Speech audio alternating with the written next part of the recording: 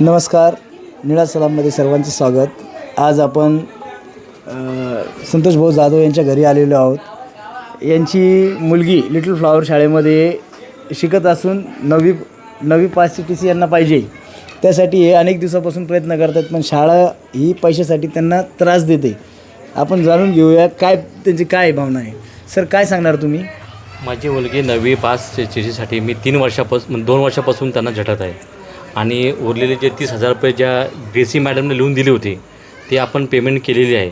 पण तरी पण आता पण तुम्हाला TC दिली नाही. ग्रेसी मॅडमची बदली झालेली आहे, त्या ठिकाणी नवीन सिस्टर आलेली आहे आणि ते म्हणतात की तुम्ही म्हणजे बाकीची जी रक्कम आहे तुम्हाला भरावं लागेल, तो पण तुम्हाला TC देता येणार नाही. त्यामुळे त्यांनी काय केलं, माझ्या 8वीमध्ये शिकणारी मुलगी आहे लावण्या संतोष जाधव, हिला त्रास देण्याचं काम चालू केलेलं आहे.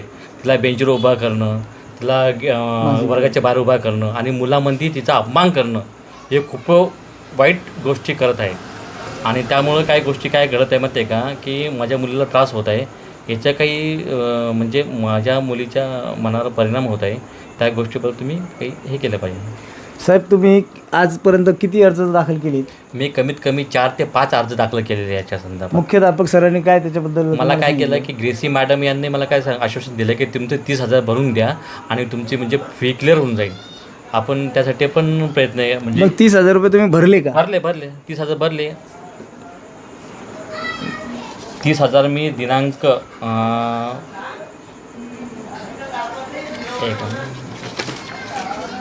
24/6/2000 रोजी मी भरलेले आहे पैसे आहे.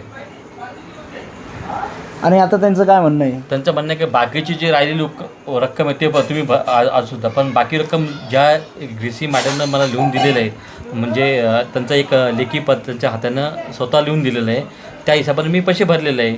मग 24/6ला मी जे पैसे भरलेले आहे, मग माझ्या मुलीची TC देण्यात त्यांना हरकत काय आहे?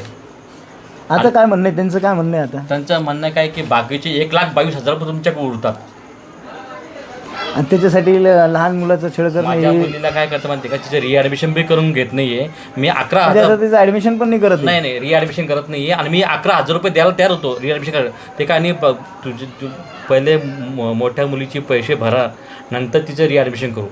म्हणजे तुमची मोठी मुलगी पण त्या शाळेत शिकते? हो, 9वी पास झालेली आहे. मी 10वीची किती वर्गात टाकलं होतं तिला मी नर्सरीपासून टाकेले. 10 वर्ष झाले तिला. 10 वर्ष म्हणजे हो, 10 वर्ष झाली तिला त्या शाळेत शिकते? हो, त्या शाळेत शिकते. तिचे पैसे तुम्ही व्यवस्थित भरलेले आहे, सगळं भरलेलं आहे. आणि ह्या डॉल्टी मीच्या टायमाला त्यांचा खूप मोठा घोटाळा झालेला आहे पैशाचा. अच्छा. हां, मी चेकनं जेव्हा पेमेंट केलं तर चेक बाउन्स झाल्यानंतर मी त्यांना कॅश पेमेंट केलेले. त्या कॅश पेमेंटची याच्यामध्ये नमूद नाही आहे. म्हणजे त्यांनी घोळ केलेला आहे? घोळ केलेला आहे. आणि त्यामुळे पैसे भरलेले आहे पण त्यांनी दाखवलेले नाही रेकॉर्डला, आणि ते पैसे तुमच्याकडून जबरदस्तीने मागण्याचा प्रयत्न करतात. बरोबर. तर तुमची मागणी काय आहे आता? माझ्या असं म्हणणं आहे की माझ्या नवीत कोमल संतोष जाधव तिची TC देण्यात यावी, की तिचे आयुष्य बर्बाद झाले नाही पाहिजे. दुसरं, माझ्या मुलीला लावण्या संतोष जाधव हिला जो त्रास होत आहे, म्हणजे सिस्टर आणि शाळा जे टीचर लोक करत आहे, त्यांना कठोर कारवाई झाली पाहिजे. यांच्यावर कठोर म्हणजे गुन्हा दाखल झाला पाहिजे. आपण शिक्षण अधिकारी साहेब यांना पत्र दिले, पोलीस कमिशनर यांना पत्र दिले, त्यांच्याकडून काय रिप्लाय आलाय का आपल्याला? नाही, आतापर्यंत रिप्लाय आला नाही आहे. मी आज त्यांना दाखल केलेलं आहे, पत्र निवेदन दिलेलं आहे. 1-2 दिवसात मला रिप्लाय येईल.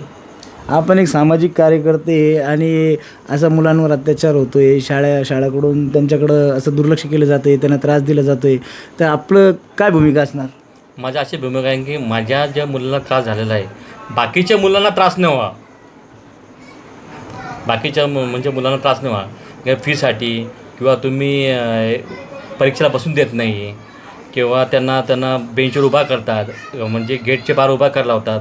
थोडं 5 मिनटं लेट झालं की ते बाहेर उभा करतात आणि त्यांना म्हणतात घरी घेऊन जा, असं बी म्हणतात. त्यांना ह्या गोष्टी करतात, म्हणजे जाणून बुजून करतात.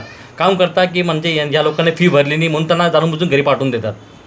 पैशासाठी अडवणूक केली जाते. पैशासाठी 100% पैशासाठी. मोठ्या शाळा सगळ्या पैशासाठी मुलांची अडवणूक केली जाते. 100% शिक्षण मात्र काही दिले जात नाही, पण पैशासाठी हे ज्या मोठमोठ्या शाळा आहे, हे पैशासाठी म्हणजे गरीब लोकांची अडवणूक करतात.